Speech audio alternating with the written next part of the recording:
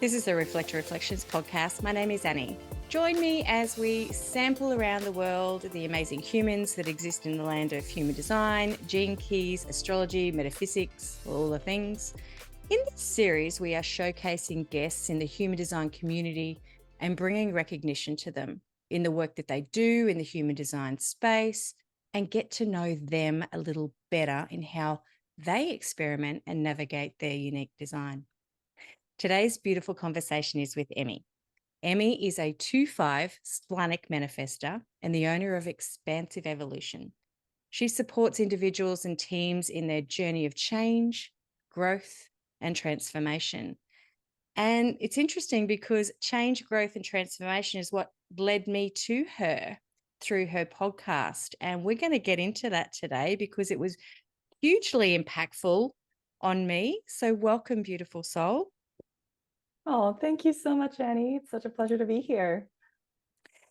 Before we get into a lot of the deep guts, though, in this podcast, we really like to talk about, your journey in finding human design, or you finding it, or human design finding you. Would you like to take us back into your experience? Yeah, absolutely.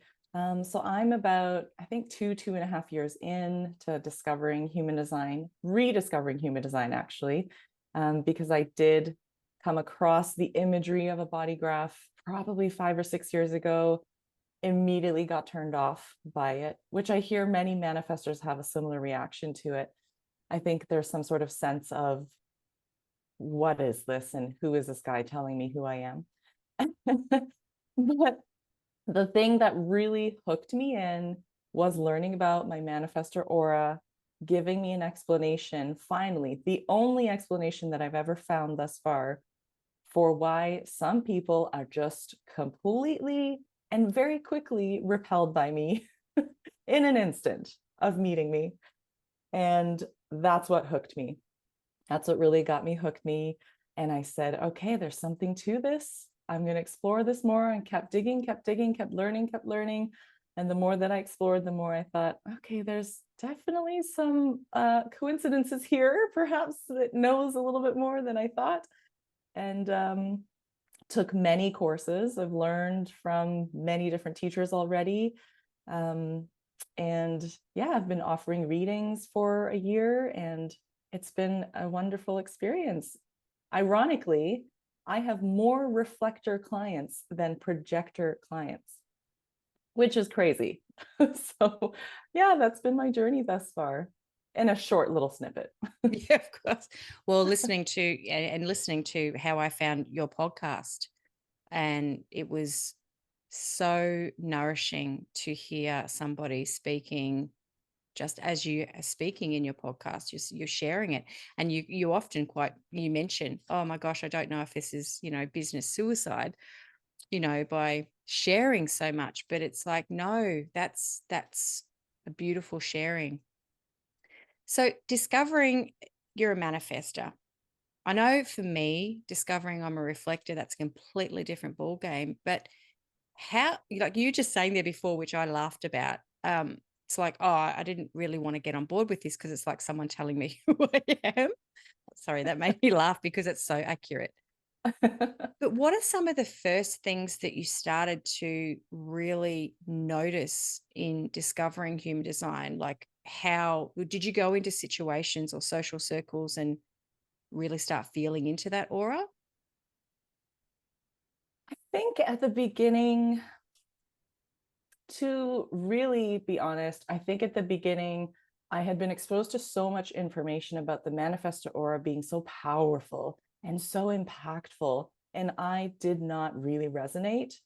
Um, I could feel and remember that there were moments in my life when I had felt like, whoa, I feel like I had a really big impact just now, but they're fleeting moments. And it didn't feel like I, kind of permanently carry this aura at all times with every person I interact with. So I felt, in a way, almost gaslit in a weird way, because it's like, but I don't feel this powerful, or I don't feel like I have any impact. And so I think it was a lot of undoing and unlearning to think, okay, so there's people in my life who have told me that I have big impact and big presence when I'm in a room with them. I never believed them. I thought they were just trying to make me feel good about myself. And the more that I spoke about it with my partner's a generator, and he would validate a lot of the things that human design was saying to me.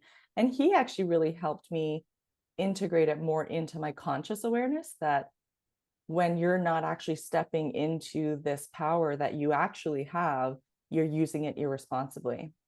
Mm. And you're, in fact, hurting some people along the way when you're constantly disempowering yourself and asking, well, why are people reacting to me this way? And like, why would they do that? And how come people act like that around me, but not around you? And, all these questions I had around social interactions that human design was speaking to. And yet for me, I have a defined head in ajna. Sometimes I'm a bit slower to really get it in there in my brain. So he would help me because he has an open head in ajna, and he would just be like, well, connecting the dots. And it's like, well, it's this, and it makes sense because of that, and this and that. And it was a journey really of stepping into, okay, every time I'm about to enter a social situation, let's watch out for the cues. Let's see how this aura starts impacting people.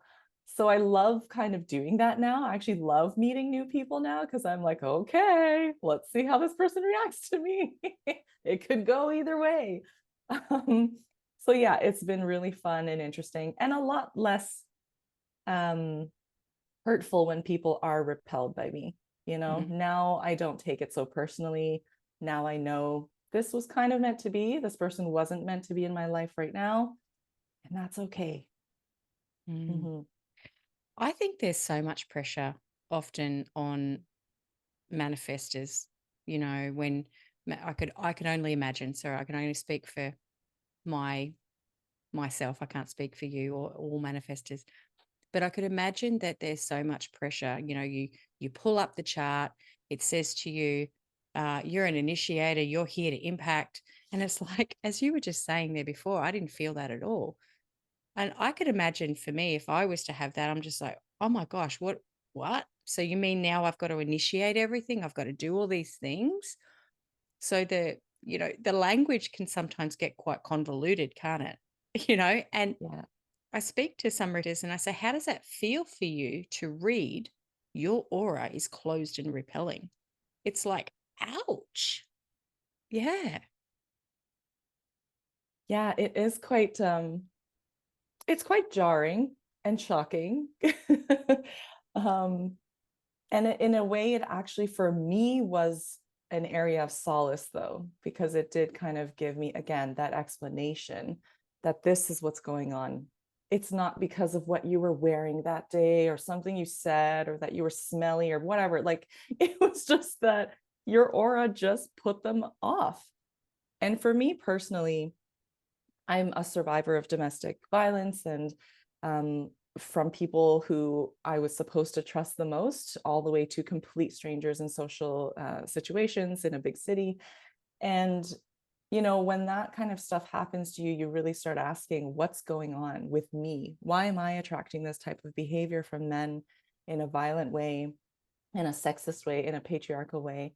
And also, when I started learning about being a woman manifestor and that energy then potentially feeling threatening for men, that also gave me additional kind of explanation.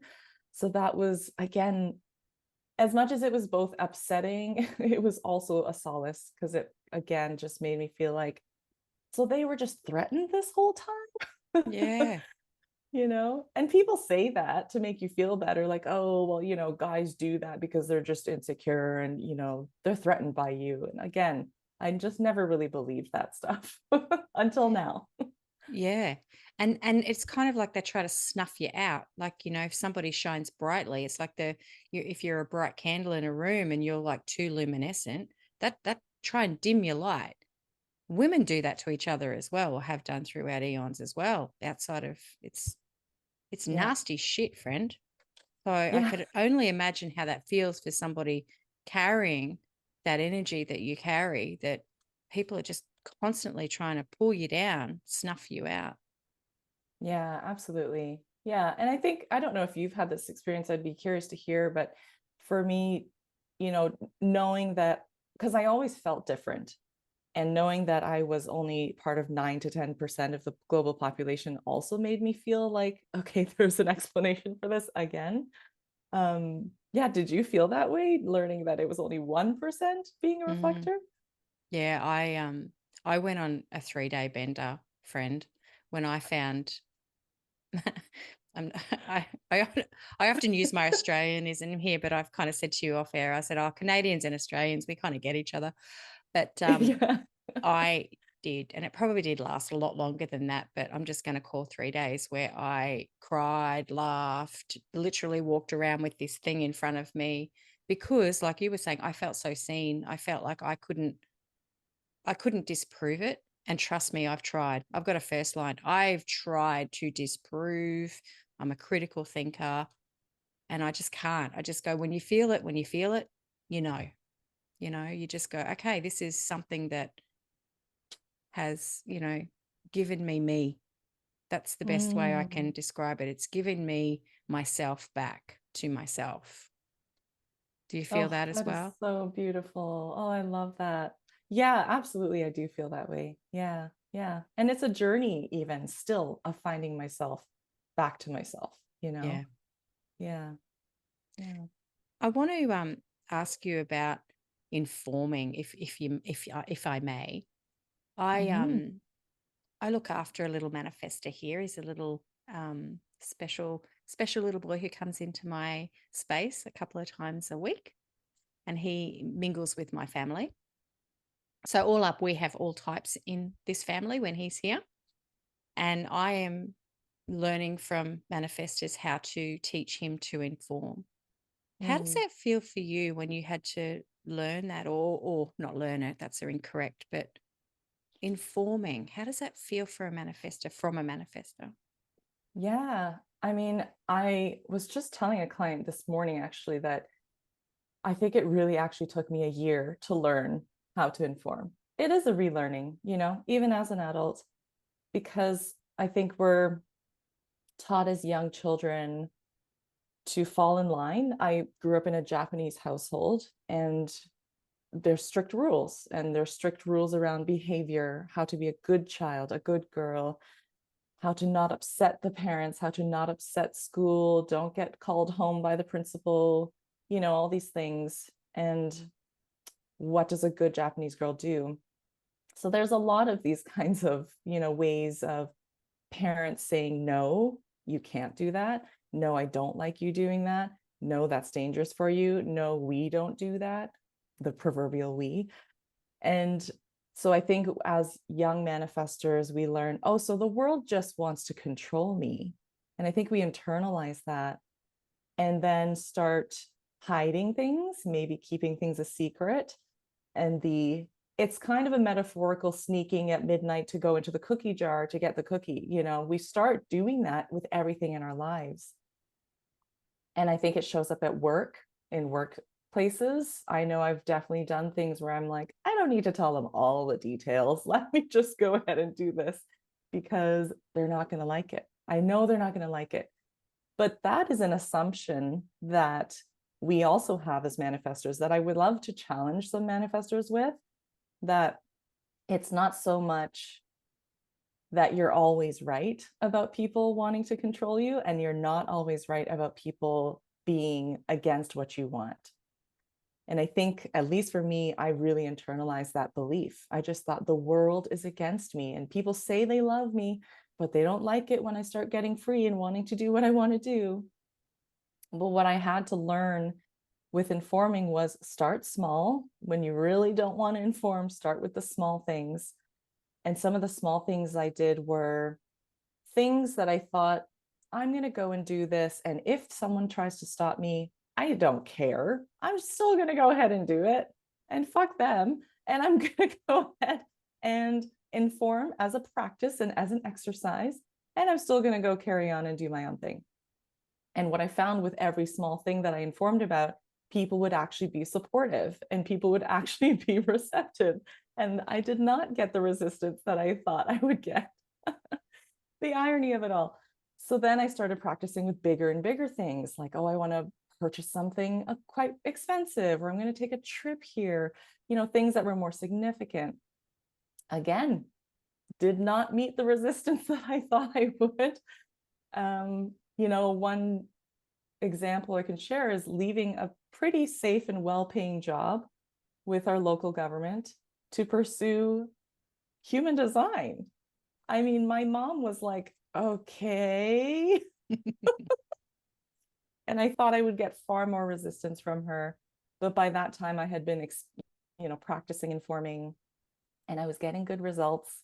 And that was yet another good result. It wasn't like oh, I'm so happy for you. Like, let me know what I can do for you. It wasn't that kind of support, but it wasn't resistance. And I think that there is this narrative amongst human design, community, that manifestors don't like informing because we don't want to be controlled, which is true to some degree. But what I also want to share is that it's very vulnerable for manifestors to inform. We actually have almost this childlike part of us that's still scared to inform because we don't want mommy or daddy or our guardians to say no. And when you feel that society is going to do that to you, and when you feel like your whole family or all your friends may do that to you, it's a vulnerable place. So again, I think there's this narrative that like manifestors are this big, powerful freight train and don't want to be controlled. Yes, true. But also we are like these little vulnerable kids inside of us that just don't want to say that we want another cookie. But if we had told mom, I want just one more cookie, maybe she would have said yes. I love that. Thank you. That's such a beautiful share on how it must feel. Just, I know even in my experience, just with this child manifester, I am learning just to sort of say, well, I am doing this, to sort of like mirror that back to say, I'm getting an apple now, so that he can learn to say, I'm getting an apple now. And it's like, okay, good. I don't want him to have to ask permission to say, is it Yeah. okay? I want him to be empowered. Like that's just my take on it. But in Yeah. my circle, I have when I discovered human design and I started running all my friends' charts. I don't know if you did this. I'd love to hear. Of course. you know. And I'm like manifester, manifester, manifester, manifester. And I realized that, and I joke to them now, I say, I have my own Queen's Guard because that's how it feels. Oh, wow. I just feel like when I'm with them that there's this massive shield around me. And so I've always been, there were times I have a couple of friends who are South African and Dutch, and I just used to think that their directness was their different culture. I'm like, oh, that's just them. But I also realize now, no, that's them naturally living their design of just going, Annie, I'm doing this. And so I kind of get caught up in swept up in it. And I'm like, this is great. We're doing this. Wow, that's amazing. I Yeah. love that you use the word Queen's Guard. That's so powerful. Like I can just visualize it in my head. That's like, oh, that's so wonderful. Yeah.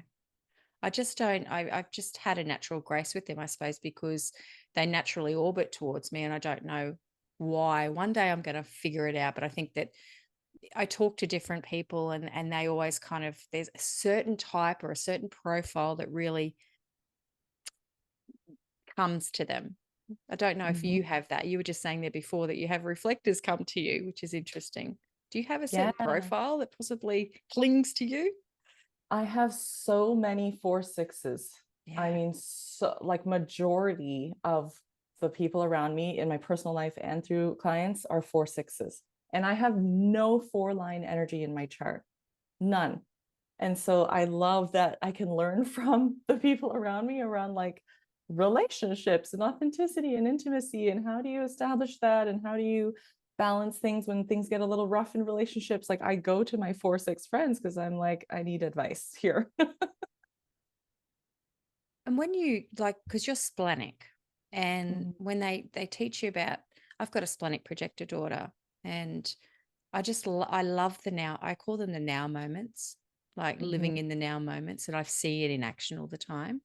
How does that work for you? Like, how have you integrated your splenic authority? I think the main thing has been movement for me. Yeah. Um, I used to think when I first learned about the splenic authority that it was stillness, that if I meditate or if I just, really tune in and visualize or try to ask myself the questions, that the answers would come. But it's ironically when I'm not intentionally trying to ask that the splenic hits come.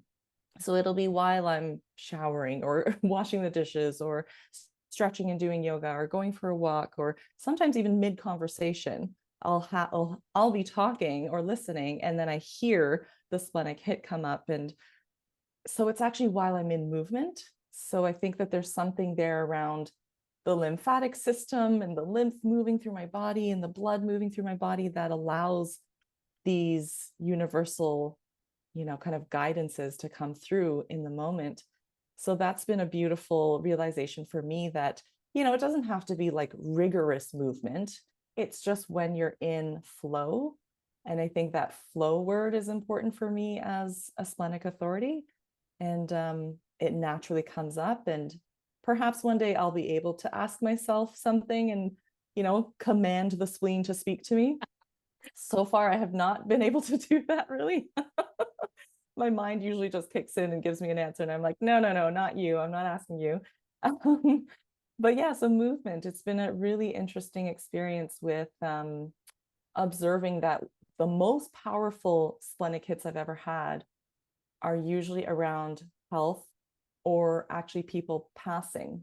Mhm. So I have some interesting experiences where, one example that I've shared is I knew the moment that I had COVID. Um, it was the first time I was getting it. I've had it twice, but the first time I was getting it, it was in between lockdowns in Toronto. We had been invited to a theater event of a friend's, and you get the tickets and you get in the car and you get dressed up and you drive down, find parking, it's a whole ordeal. As soon as me and my partner sat in our seats, and there's all this hustle and bustle around, everyone trying to find their seats around us, that splenic voice just said, Emi, leave right now, you're going to get COVID. I was like, what? We just sat down. We just paid for parking. Like, we did the whole thing. I don't want to disappoint my partner. I don't want to disappoint our friend. And so that was the first time after learning about my splenic authority that it came so loud and clear.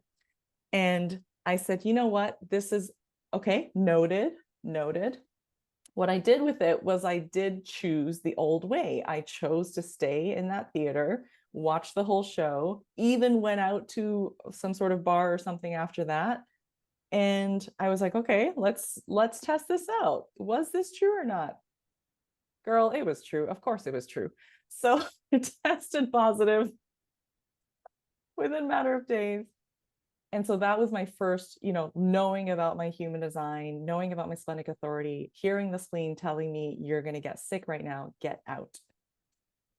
And so that was really interesting. And I've had a few other instances where I'm in front of people, usually older people, and my spleen kicks in and says, this is going to be the last time you're going to see them. They're going to die.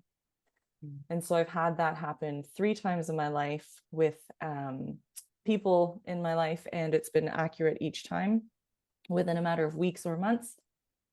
And, I was talking to someone, I don't know if they're splenic, but they have this gift, I suppose you could call it as well. And I asked them, what am I supposed to do with this? Am I supposed to, create programming now for this to help other people about it? Am I supposed to really cultivate this skill? And she said, you don't have to do anything with that. A gift is a gift, and you get to choose how you're going to use it. And maybe it's useful just for you. And maybe that's okay. And I really loved that permission that she gave me, that with intuitive gifts, sometimes you may be compelled to share it with others and help others. And sometimes you may be like, well, that was interesting. Okay, I just received some sort of download, some sort of moment of truth. And okay, I'm going to use that. So yeah, I hope that that helps anybody else that's listening that's a splenic authority, that you don't necessarily have to do any big old show about it. I've Yeah. often joked with my daughter now. She's 8. This sounds really. I've laughed about this. Going, I don't have a codependent relationship on my daughter. However, I have over since she was young and knowing human design. I trust her, and I've always tried to encourage her. And Mm, there have been a few occasions where I've said to her, because if she wants to do something, okay, let's go and visit these places so you can get a feel of how this feels for you. And if it's mhm, it's a no, straight up, bang. If it's a yes, it's a yes. She goes, yep, here. And I'm like, cool. But there have been a couple of occasions where she said, I don't feel comfortable here. And I'm like, okay, we're out. Because even though I have all the spidey senses, I've always sort of thought my openness as a reflector is very broad. Hers is very specific, as is yours, you know? mm, It's the same with mhm, projectors and stuff. It's very like in the moment, whereas ours can be very out here. And I mhm, just love what you were sharing there before about just sometimes we get these downloads or information come to us because reflectors have this a lot as well. We have a lot of information coming through our body, but not all of it's meant to be shared because mhm. sometimes when we go out there and share a heap of stuff, it gets a kickback. It's just people, it's like we're Mm. going in for the jugular. We're going, have you had a look at this thing here? Here, I'm going to dig out your whole heart. Look, it can be pretty brutal. Okay, not that brutal, but But for some people receiving it, it can be. I have to say, as a non-reflector, having reflector friends, one of my closest friends is a reflector. And I mean, he's the most honest with me out of all of my friends. He will tell me the brutal truth about me and the things that he's like, you have these tendencies. What are you doing right now? You look like an idiot. I mean, he can tell me these things. And still love me wholeheartedly, and that those two things are not even interrelated. I mean, it's a beautiful thing to witness when he does this to me and for me, because I'm, half offended, half hurting, and then he's like, all right, so are we going to go get ice cream now? And I'm like, do you still love me? He's like, what are you even talking about? Of course I do. well, clearly he doesn't have a completely open G. Right. And I guess that kind of segues us into this. As I was saying in the intro, I had been or have been doing a lot of kind of work around my completely open G. And just for those playing along at home, we have no gates in our identity center. So when someone says open or completely open, that's what we're referring to. And I've been kind of really looking into this because there's a lot of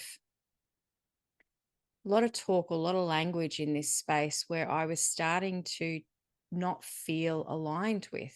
And I wanted, because as you have mentioned, it's all about loss of love, loss of identity. And it just feels all like, oh, yuck.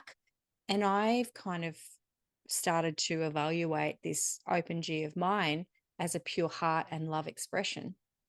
So Mm, flipping the switch. And so when I stumbled across your podcast, and I was sharing this with you off air, I was listening to you share with vulnerability, which I fucking loved. I'm like, this is like you were literally in me. That sounds a bit crass, doesn't it? But I was, our energies were entwined. And I'm listening to this podcast of yours last year. And I was in the car and I was on my way to a client's and I had to pull over and message her and say, I'm going to be a little late because I needed to hear the rest of what you were saying because it mm. affected me. And I thought, this is the true experience of a completely open G. So sorry, I've been prattling on there a while. And but publicly, I wanted to thank you for that because, yeah, it's just, it's fucking beautiful. So I'm going to link that podcast so people can check it out. But share with me, if you may, your experiences of having this completely open G center. Wow, thank you so much for saying that. First of all, again, it's just, it was yeah, I've been sharing some pretty vulnerable things on my podcast. And one of those areas is certainly with my, open G experiences. And knowing that I'm impacting someone that deeply is everything. It just means so much to me. For those listening, I have my hand on my heart because I'm so touched and moved by your words, Annie. So thank you. Um, but yeah, my experience with my open G has, as I mentioned earlier, has led me to looking for love in the wrong places, in dangerous places. And there were times when I have experienced physical brutality to the point that I didn't know if I was going to survive or not. So it has gone to those extents. And I think certainly feeling lost when it comes to my life direction, the way that I think I described it in my podcast, which still really resonates with me, is you're on this little tiny boat that has room for one, and you're in a vast ocean. You cannot see land anywhere in sight. You don't have a compass. You don't know which way north is or home is. And you're just bouncing around in those waves in the ocean, and you don't know where to go or how to get there. And I almost want to go to the extent to say that you don't even have any oars. Like, it just feels like you're really at the whim of what the universe is going to present to you. And, I mean, I go through that experience so often, especially throughout my 20s, I'd say, really, really feeling lost with what am I supposed to do next? Who am I supposed to be? Um, I do have innocence motivation. And so the transferred is desire. And so sometimes I think I end up relying on the desire motivation to try and dictate where I'm supposed to go, which again just furthers my not self feeling of being absolutely lost. Absolutely lost. Can't even tell you which way is up or down. And I would say that the feeling really in those moments is absolute despair and like just I feel like I'm at the bottom of the barrel. Like sometimes I just really feel like there's no hope for me in my life, and I'm not going to be able to do anything good with my life or anything good with my manifestor energy or anything like that. So if anyone does feel those moments of despair, trust us, we know what it feels like. We've been there, and I may go there again, maybe next week. Who knows? That's it. But in really contemplating this despair and contemplating as you were saying, this like bad stuff and negative stuff around the open G, I was reminded that in our openness, in our undefined areas, we have these magical gifts. So what are the gifts that I can find here in my open G? And I realized that I had experienced the severity of the challenges of love, the I'm going to put that in quotation marks because what was called love for me ended up being abusive love. And I have seen the extremes of changing my career multiple times. And with that openness, you experience extremes. And I think for any reflector, probably, especially if it's an open G, really experiencing like, first I was a nurse, and then now I'm doing human design, and then I was a fireman. Like, who knows where it goes? Isn't that And the then trick of surrender right there? Just, right. surrender. I think of the word sometimes surrender, and I'm like, I get it. I want to surrender, but I also don't want to lose myself. Surrender can sometimes be I'm palming it off. How about we just, accept? And yeah, I'm a deep thinker. I'm a deep thinker. But I yeah, I just love go that the concept. acceptance of just that's been the trick for me too. The acceptance of just being able to go, okay, whom, as you were saying with your little boat, understanding that when the new winds come, which is the environment, you might be pushed north, you might be pushed east. That's so Yeah. hard to air quoting surrender, but accept. Oh Yeah. my gosh. Oh, I love the way that you describe that. It's so true. I mean, it's hard because I think we're brainwashed to believe that you're meant to go in a certain direction. And people even find spiritual modalities like astrology or human design and think this is going to tell me where I'm supposed to go. And the hilarious irony is that, yeah, I probably did come to human design thinking, oh, I'm finally going to find out who I'm supposed to be. And then just discover I have an open G. And I'm like, well, for fuck's sake, thanks a lot. That didn't tell me anything. Just as lost as before. But of course, I'm I'm learning about all the other areas of my design. But it is kind of funny though for people to come to human design and discover, oh, I'm everybody and nobody at the same time. Um, yeah, but there is beautiful gifts. There's beautiful gifts that allow us to really, I think, get in tune with, this whole body awareness and like where our the red side, the design is meant to be taking us, and where the universe or God or whoever it is that's supposed to be taking us, where we have to go, and whatever the next chapter of the book is. And I've liked and enjoyed using that term around the chapter because it releases the pressure to think that I'm going to have one long chapter of a life direction. And it's not one hero's journey. People with open G's have like 10 hero's journeys in their lifetime. So I that's given me a lot of ease and relief from the pressure of trying to find one thing.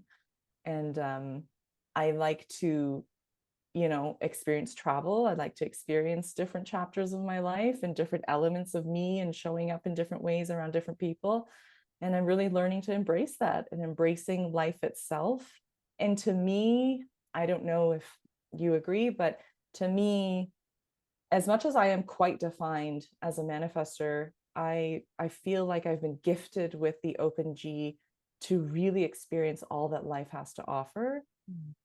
Um, perhaps as a reflector, you may certainly feel that way, but for me, I feel like it's a real gift that out of any of my centers, it's the G center that's open.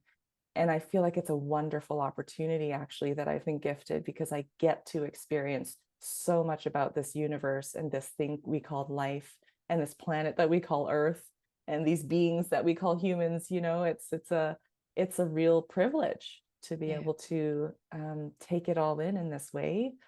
So I do think that love languages that we both receive and experience but also share to others is as a massive gift. And supporting my clients when they do have a defined or undefined G center, but that open G experience allows me to do that for my clients. And yeah, I think those are probably the gifts. Yeah. Yeah. Well, I would love to hear your experience with your open G. Oh gosh.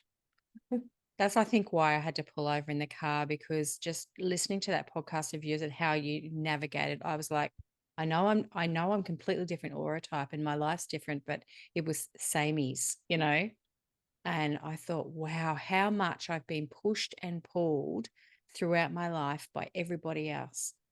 And there was a Mm-hmm. part of me that got really angry, like mad, bad angry through a lot of years of just fuck you, no one tells me what to do. And the hard ass Annie came out because of that. It's just like, no. But I was still pushed and pulled because I couldn't help it. But the ego really kicked in. It was just like, no one's going to tell me who I can be or who I can't be any longer.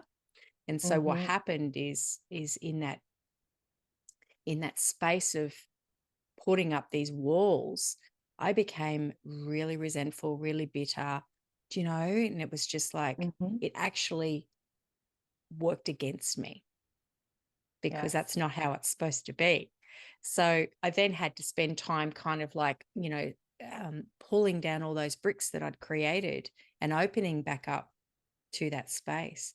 And that's probably been one of a 10-year journey and I'm still in that space of cultivating compassion and kindness for myself and being able to be vulnerable and open and lead with my heart, whereas the old Annie would always be like, you can't be sensitive, you can't be this, you can't be that. Um, but shame, I speak a lot about shame, because shame around not being able to do something for a long period of time before I'd get bored or I'd need to shift, and Mm-hmm. life would just move me along, or something had happened. I'm like, why am I the only one in all my family or friends that just can't seem to figure out what I want to do? Mm. So now it's like someone asked me the other day, Annie, could you write a bio? And I went, oh, this is funny. Here we Because it's like go. it'll change like 1 week on this, 1 week on that. Like I have learned now that I'm nearly approaching 50, so I'm getting to this space. But it's like, as I said to you before, it's deep surrender, it's deep acceptance of just going, I will change, no doubt about it. And just knowing that this is where I am at the moment. And I say to my partner now, just me being me should be enough, because when I Mm, lead with this, that's it. That's all I have to do. But mhm. I had a podcast with someone. They said to me, "You're a reflector with a completely open G, so you're a double reflector." And I'm like, "Oh, Whoa. That's an interesting concept. Holy moly. mhm, Yeah. Oh, and it's you're so right. And thank you for reminding me of that aspect that I also shared on my podcast of like these, yeah, protective walls that I had built too around like a no one, especially as a manifester. Manifestors don't like being told what to do. So ironically, with an open G center, people are trying to give me advice left, right, and center about my life direction. And yet I was like, no, I will not have anyone dictate my life direction. It's a no for everyone, all of you. And, of course, these people are doing it out of love, but I really did block myself off from the beautiful gifts that could have happened if I had said, oh, let me consider that. Or if I at least pass it through my authority, to say, like, well, spleen, what is it saying? But no, it was just no, no, no, no, no to everybody. And I really did not even get to experience, I think, the beauty that I feel like I'm really starting to step into experiencing with life right now. And it was like, yeah, I think it's an interesting concept around, we keep generally hearing in human design teachings that it's the undefined centers that get conditioned, but we never talk about these walls that we build up to protect ourselves with this, undefinition.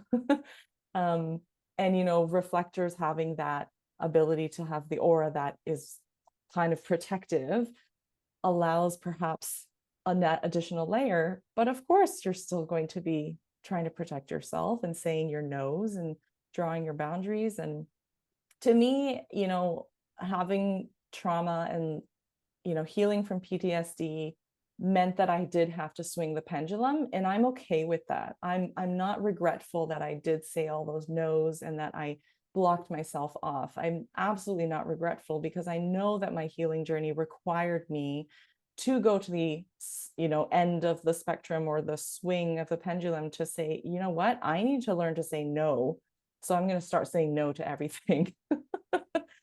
So I did that.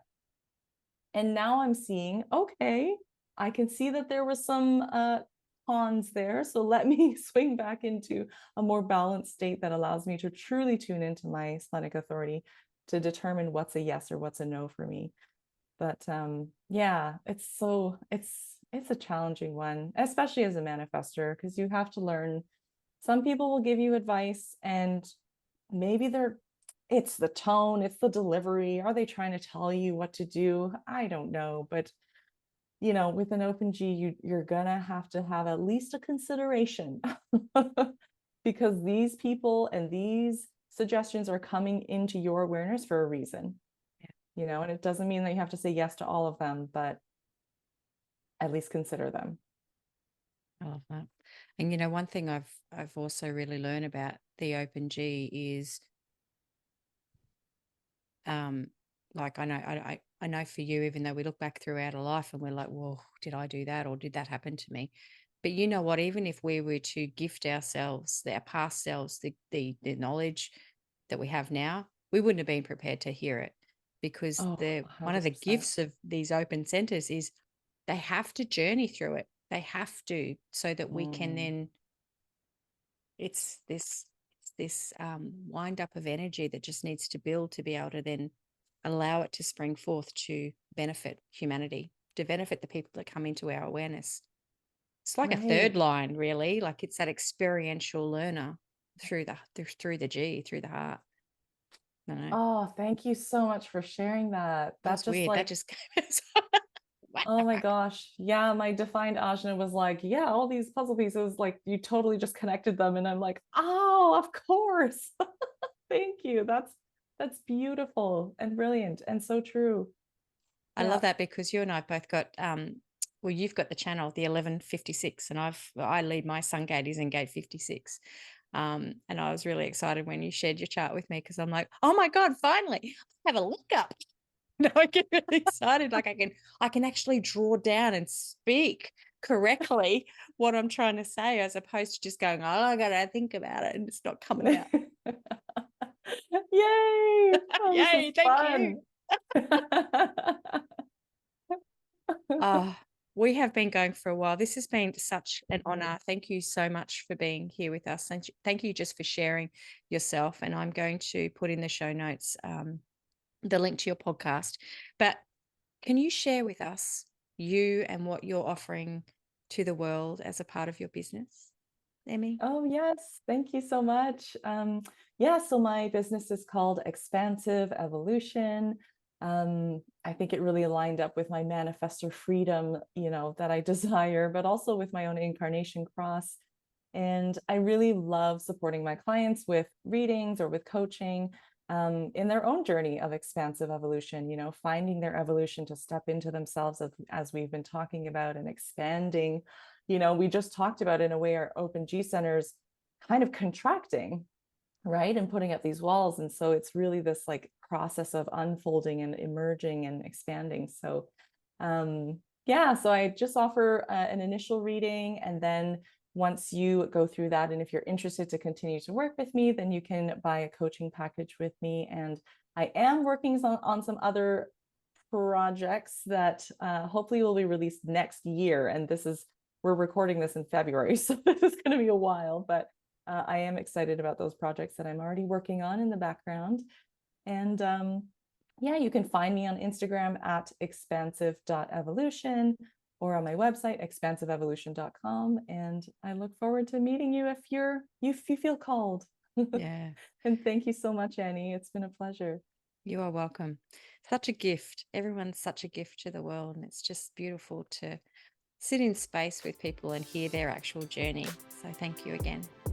Thank And we you. look forward to chatting with you soon. Yes, I would love that.